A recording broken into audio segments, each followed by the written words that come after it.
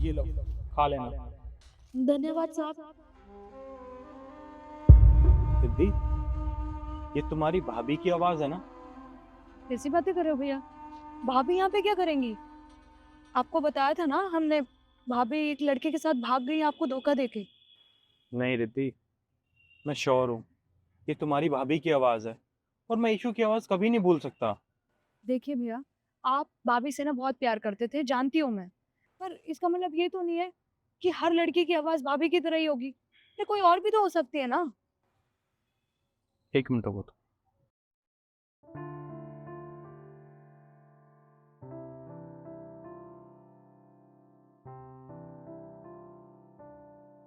ये इशू है, तुम्हें समझ नहीं आ रहा?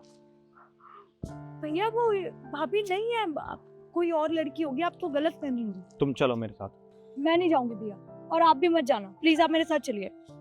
रुको, तुम्हें नहीं जाना ना, तुम मत जाओ, तुम यहीं पे रुको, पर मैं जरूर जाऊंगा। ठीक है।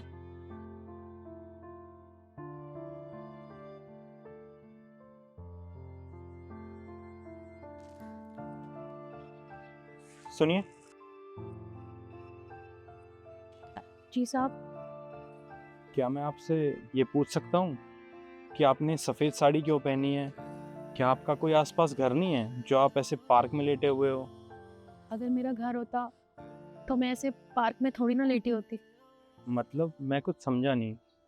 आपने सफेद साड़ी पहनी हुई है, क्या आपके पति नहीं रहे?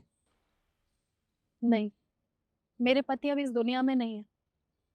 कुछ टाइम पहले वो अपने बिजनेस के काम से बाहर गए थे, और जब वो वापसी आ रहे थे तो उनका प्लेन क्रैश हो गया।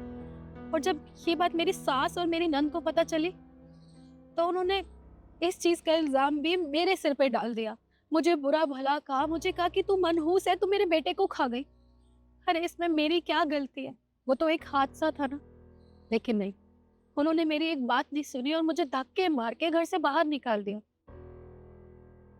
अपने घर तो मैं वापस जा ही नहीं सकती थी, क्योंकि मैं अपने घर से भाग के आई थी। मैं उनसे बहुत प्यार करती थी, पर क्या कर सकते हैं, जब एक बीवी के ऊपर से उसके पति का साया चला जाता है ना, तो उसका कोई साथ नहीं देता, ना घर के ना बाहर के। तो बस उनके जाने के बाद मैं ऐसे अकेली पड़ गई हूँ। मेरा तो अपना कोई है ही नहीं।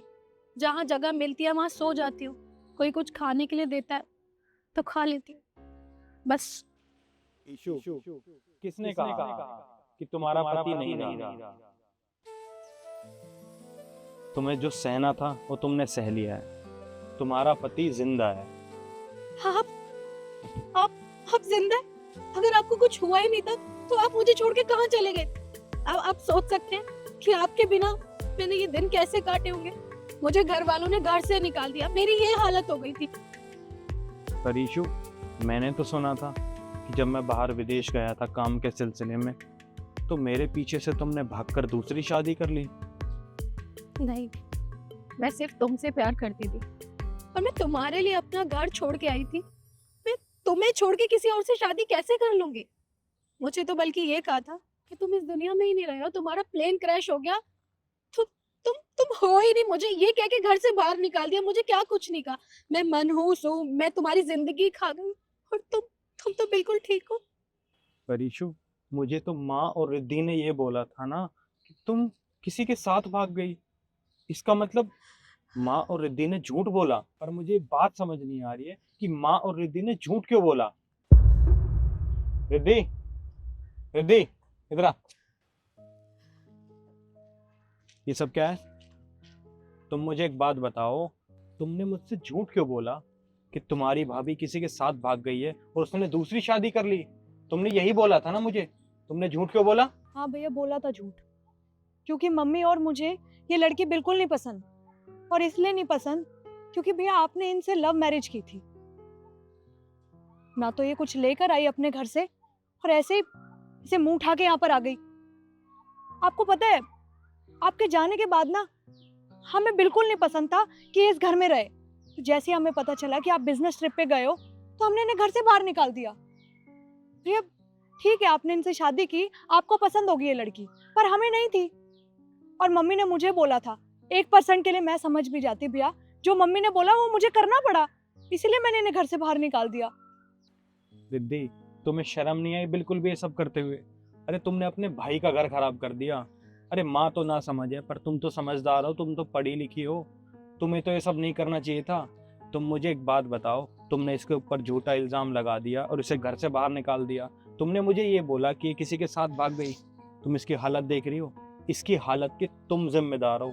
अरे तुम इसको देखो, इसने सफेद साड़ी पहनी हुई है। अगर इसे किसी के साथ भागना होता और ये मुझसे प्यार नहीं करती तो ये दर दर की ठोकरें नहीं खा रही होती। ये भी किसी के साथ शादी कर सकती थी, अपना घर बसा सकती थी, पर इसने ऐसा नहीं किया।